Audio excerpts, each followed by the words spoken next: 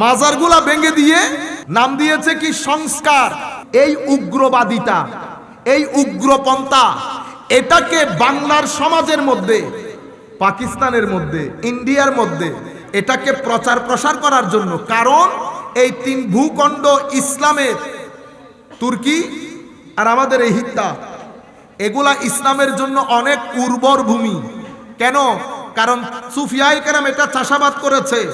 আমরা সেই লোক যারা ওযু ছাড়া কোরআন শরীফ ধরি না, আমরা সেই লোক যারা নামাজ পড়ি না, অথচ খেটে খাওয়া লোক, আমল করি না, কিন্তু আমার নবীর নাম শুনলে এমনি সুমা লাগায়। বুঝতে পেরেছেন? তো আমাদেরকে আমার নবীর ইশক মহব্বত থেকে বের করার জন্য বেদাতের ফতোয়া জারি করেছে। এটা করতে পারবেন না, এখানে যেতে পারবেন না, এটা আমাদের এখানে অনেক সংস্কৃতি ডেভেলপ করেছে না। মুসলমানদের সমাজের মধ্যে একটা সংস্কারবাদী আন্দোলন শুরু করেছে। কি আন্দোলন? সংস্কারবাদী। আমার ভাইয়েরা নিজেদের নাম দেয় সালাফি। কি নাম দেয়? সালাফি। মানি আপনি এগুলা বলিয়েন না, একদম আমরা পিছনের যুগে আল্লাহ আল্লাহ রসুলের সময়কালে দিন যেটা সেটা, আল্লাহ আল্লাহ রসুলের কালে দিন যেটা সেটা। এই মুভমেন্টটা পৃথিবীর একটা জায়গা থেকে শুরু হয়েছে। যে জায়গা থেকে শুরু হয়েছে সেই জায়গার মধ্যে মাজারগুলাকে ভেঙে দেওয়া হয়েছে। মাজারগুলা ভেঙে দিয়ে এখানে মুভমেন্টের পতাকার মধ্যে লেখা আছে শিরক আর বেদাত মুক্ত ধর্ম।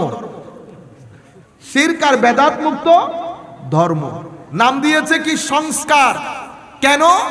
মুসলমানদের মধ্যে শিরক আর বেদাত ঢুকে গেছে, মূল কনসেপ্ট কিন্তু আমাদের না। এই কনসেপ্টও বাইরের। কেন? এটাকে আমরা ইংরেজিতে পিউরিটান মুভমেন্ট বলি। কি মুভমেন্ট? Puritan movement. খ্রিস্টানরা করেছে। কি করেছে? খ্রিস্টানদের মধ্যে পাদ্রীরা যা বলতো তা ধর্ম, পাদ্রীরা যা বলতো তা ধর্ম। ওখানে তো আর কোরআন সুন্নাহ নাই, মিলাই দেখবেন। পাদ্রীরা যদি বলে ডানে যাইতে, আপনি ডানে যাইতে বাধ্য, ডানে যাওয়া ফরজ। যদি আপনি পাদ্রীর ডানে যাওয়ার বিরুদ্ধে কথা বলেন, তাইলে তো আপনার বিরুদ্ধে ধর্মদ্রোহিতার কেস আনা হয়। বুঝতে পেরেছেন? জানাই ফেলবে দরকার হলে।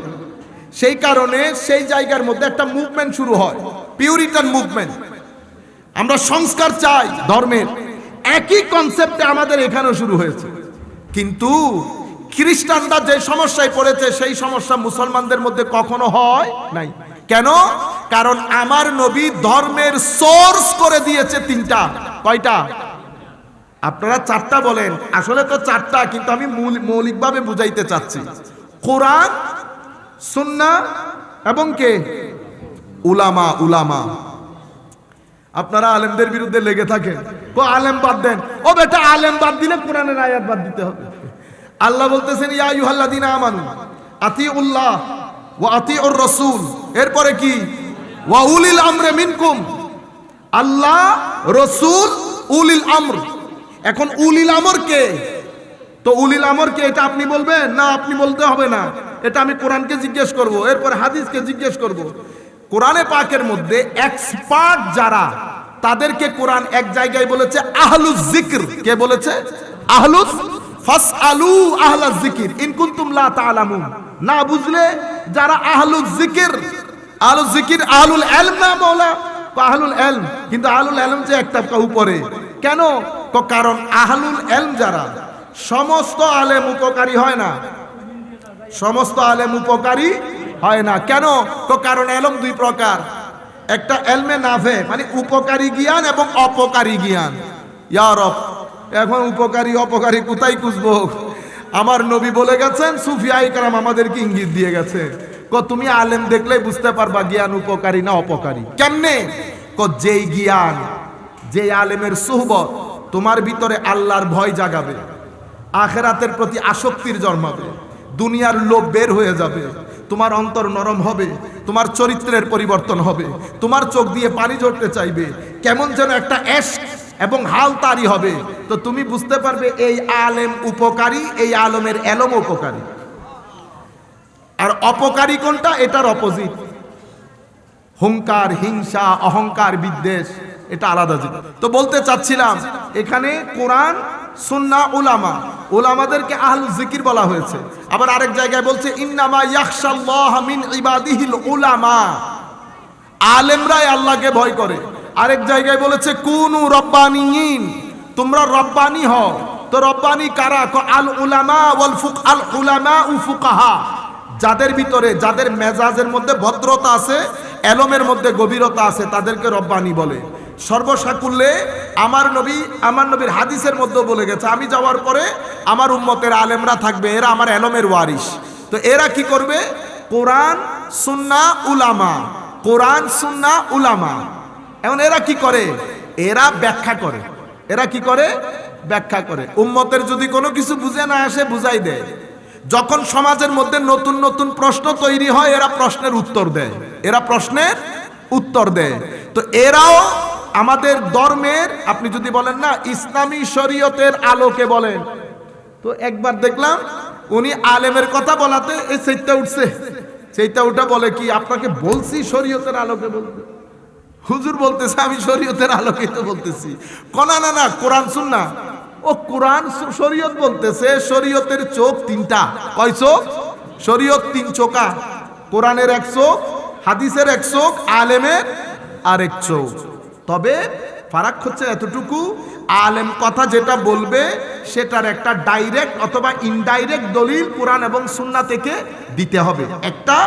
দ্বিতীয় ফারাক হচ্ছে কোরআন এবং সুন্নাহ আনচেঞ্জেবল, অপরিবর্তনীয়, আনচ্যালেঞ্জেবল, কেউ চ্যালেঞ্জ করতে পারবে না, এভার লাস্টিং, সব সময় থাকবে। কোন ধরনের পরিবর্তন, পরিবর্ধন, পরিশোধন, সংযোজন, বিয়োজন, পরিমার্জন কোরআন এবং সুন্নতের ক্ষেত্রে হবে না। উলামা এটা কন্ডিশনাল, চেঞ্জেবল, পরিবর্তনীয়, পরিশোধনীয়, পরিমার্জনীয়, সংযোজন হবে, বিয়োজন হবে সময়ের চাহিদা অনুযায়ী। সেটাকে আপনি আর আমি করব না, সেটা উলামারা করবেন, সেটা উলামারা করবেন। যাই হোক, আমাদের এখানে সেই কারণে মুসলমানদের সমাজের মধ্যে কখনো আমাদের ধর্মের মধ্যে কোনো করাপশন ঢুকে নেই। মুসলমানরা এখানে দেওয়াল তৈরি করে দিয়েছে। ইহুদি খ্রিস্টান ধর্ম যেই সমস্যায় ভুগেছে সেটা আমাদের এখানে কখনো আসে না। আমাদের এখানে যত সামনের দিকে গেছে নতুন নতুন প্রশ্ন উলামায়ে কেরাম উত্তর দিয়েছে। তো আমরা ধর্মকে দুই ভাবে পেয়েছি, কোরআন এবং সুন্নাহ টেক্সট, আর আলেমদের ব্যাখ্যা। আলেমদের ব্যাখ্যা দুইটা একসাথে এসেছে। ব্যাখ্যা যদি রুহানি হয় তাসাউফ বলি, ব্যাখ্যা যদি আইন সংক্রান্ত হয় ফিকা বলি, ব্যাখ্যা যদি হাদিস সংক্রান্ত হয় এলমে হাদিস বলি। বর্ণনা সংক্রান্ত হলে এলমে হাদিস, আইন সংক্রান্ত হলে এলমে ফিকহ, রুহানি সংক্রান্ত হলে এলমে তাসাব্বুফ। তো এই সব কিছু মিলে আপনি যদি বলেন হুজুর সলফ ইসলাম কোনটা, তো সলফ ইসলামের মধ্যে এগুলা সব কিছু মিলে সলফ ইসলাম, কোনটা বাইরে করতে পারবেন না। কেন? কারণ প্রত্যেক জনের দলিল কোরআন এবং সুন্নত থেকে আসে। যেই কথা বলে কোরআন এবং সুন্নত থেকে বলে, এটা আমাদের ধর্ম। এখন আপনি কি বলতেছেন? আপনি বলতেছেন হুজুর পিছনে যান, আপনি আমারে ঠেলতে ঠেলতে আবার ওই শুরু থেকে নিয়ে যেতে চাচ্ছেন। তো 1300-1400 বছরের এই ডেভেলপমেন্ট, এগুলা কোথায় নিয়ে যাব? আপনারা বুঝতে পারছেন? এটা একটা বড় দুর্ঘটনা ঘটেছে। এবং এই সালাফিজম, এই উগ্রবাদিতা, এই উগ্রপন্থা, এটাকে বাংলার সমাজের মধ্যে, পাকিস্তানের মধ্যে, ইন্ডিয়ার মধ্যে এটাকে প্রচার প্রসার করার জন্য, কারণ এই তিন ভূখণ্ড ইসলামের, তুর্কি আর আমাদের এই হিত্তা, এগুলা ইসলামের জন্য অনেক উর্বর ভূমি। কেন? কারণ সুফিয়ায়ে কেরাম এটা চাষাবাদ করেছে। আমরা সেই লোক যারা ওযু ছাড়া কোরআন শরীফ ধরি না, আমরা সেই লোক যারা নামাজ পড়ি না অথচ খেটে খাওয়া লোক, আমল করি না, কিন্তু আমার নবীর নাম শুনলে এমনি চুমা লাগায়। বুঝতে পেরেছেন? তো আমাদেরকে আমার নবীর ইশক মহব্বত থেকে বের করার জন্য বেদাতের ফতোয়া জারি করেছে। এটা করতে পারবেন না, এখানে যেতে পারবেন না, এটা আমাদের এখানে অনেক সংস্কৃতি ডেভেলপ করেছে না, সংস্কৃতি ডেভেলপ করেছে। আপনি পুরা এগুলো সবকিছু শূন্য করে ফেলতে চাচ্ছেন।